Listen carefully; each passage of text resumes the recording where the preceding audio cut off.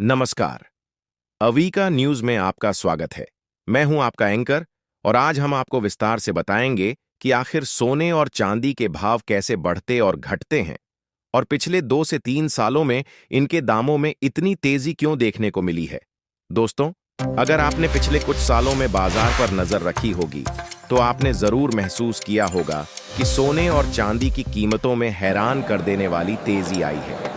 जो सोना कुछ साल पहले 60 से 70 हजार रुपए के आसपास मिलता था, वह आज 1.5 लाख रुपए के करीब पहुंच चुका है और चांदी, जो कभी 70 से 80 हजार रुपए किलो मिलती थी, वह कुछ समय पहले 3 लाख रुपए किलो के पार पहुंच गई। तो आखिर ऐसा क्या हुआ कि इन धातुओं के दाम इतनी तेजी से बढ़ गए? आइए आपको पूरी कहानी सरल भाषा में समझाते हैं। सबसे पहले अगर हम पिछले कुछ सालों के आंकड़ों को देखें तो तेजी साफ दिखाई देती है।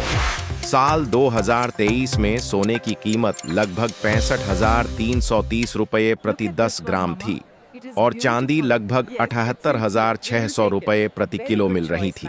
इसके बाद 2024 में बाजार ने रफ्तार पकड़ी। सोना बढ़कर करीब 77,913 रुपये प्रति 10 ग्राम हो गया और चांदी लगभग 95,700 रुपये प्रति किलो तक पहुंच गई। फिर आया 2025 और यहीं से बाजार में बड़ी तेजी देखने को मिली। सोना तेजी से बढ़कर लगभग 1,50,000 रुपये प्रति 10 ग्राम तक पहुंच गया, जबकि चांदी करीब 2,62,000 रुपये प्रति किलो तक चली गई। और अगर हम 2026 की शुरुआत की बात करें तो सोना करीब 1,57,400 रुपये प्रति 10 ग्राम तक पहुंच गया। वहीं चांदी ने तो नया रिकॉर्ड बना दिया और 3,30,000 रुपये प्रति किलो के पार चली गई। हालांकि फरवरी 2026 तक इसमें कुछ गिरावट भी देखने को मिली और चांदी लगभग 2,61,000 रुपये प्रति किलो के आसपास आ गई। यही इस बाजार की सबसे बड़ी खासियत है, इसमें तेजी भी आती है और गिरावट भी। अब सवाल उठता है कि आखिर कीमतों में इतनी तेजी क्यों आई? दरअसल इसके पीछे कई बड़े कारण काम कर रहे हैं। सबसे पहला कारण है चांदी की बढ़ती औद्योगिक मांग। आज के समय में चांदी सिर्फ गहनों के लिए इस्तेमाल नहीं होती, इसका इस्तेमाल solar panel, electric vehicle, AI data centre और आधुनिक इलेक्ट्रॉनिक्स उद्योग में तेजी से बढ़ रहा है। दुनिया इस समय ग्रीन एनर्जी की दिशा में तेजी से आगे बढ़ रही है। भारत ने भी 2030 तक 500 गीगावाट रिन्यूएबल एनर्जी का लक्ष्य रखा है। ऐसे में आने वाले समय में सिर्फ सोलर सेक्टर में ही हजारों टन चांदी की जरूरत पड़ सकती है। अब यहाँ एक और महत्वपूर्ण बात समझना जरूरी है। जहाँ मांग तेजी से बढ़ रही है, वहीं सप्लाई उतनी तेजी से नहीं बढ़ पा रही। दुनिया पिछले कई सालों से चांदी की कमी का सामना कर रही है। जितनी चांदी जमीन से निकाली या रिसाइकल की जा रही है, उससे ज्यादा उसकी खपत हो रही है। इसके अलावा चांदी अक्सर जस्ता और तांबा जैसी धातुओं के खनन के दौरान उप उत्पाद के रूप में निकलती है। इसका मतलब यह है कि अगर चांदी की कीमत अचानक बढ़ जाए तो भी इसका उत्पादन तुरंत नहीं बढ़ाया जा सकता। 2025 की शुरुआत में चीन ने चांदी के निर्यात पर सख्ती कर दी थी, जिससे वैश्विक बाजार में चांदी की कमी और बढ़ गई।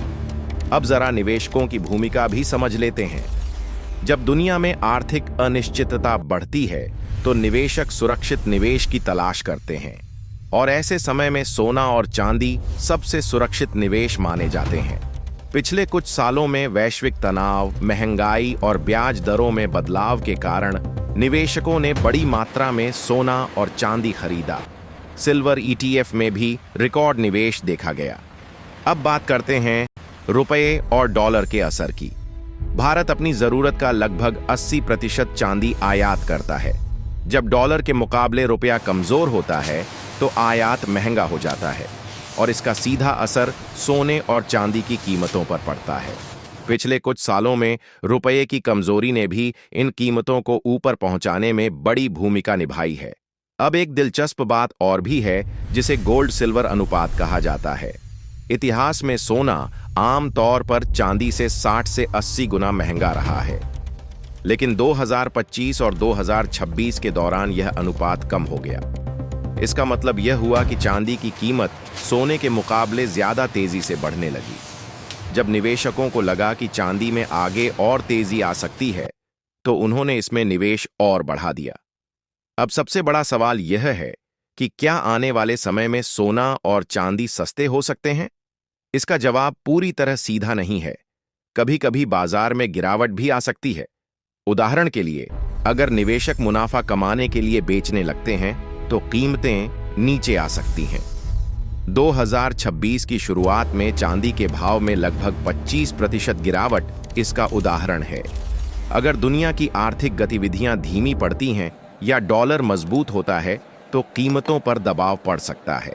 लेकिन ज्यादातर विशेषज्ञों का मानना है कि लंबी अवधि में सोना और चांदी मजबूत बने रह सकते हैं, क्योंकि आज चांदी सिर्फ गहनों की धातु नहीं रही, यह ग्रीन टेक्नोलॉजी, इलेक्ट्रॉनिक्स और नई ऊर्जा प्रणालियों का महत्वपूर्ण हिस्सा बन चुकी है।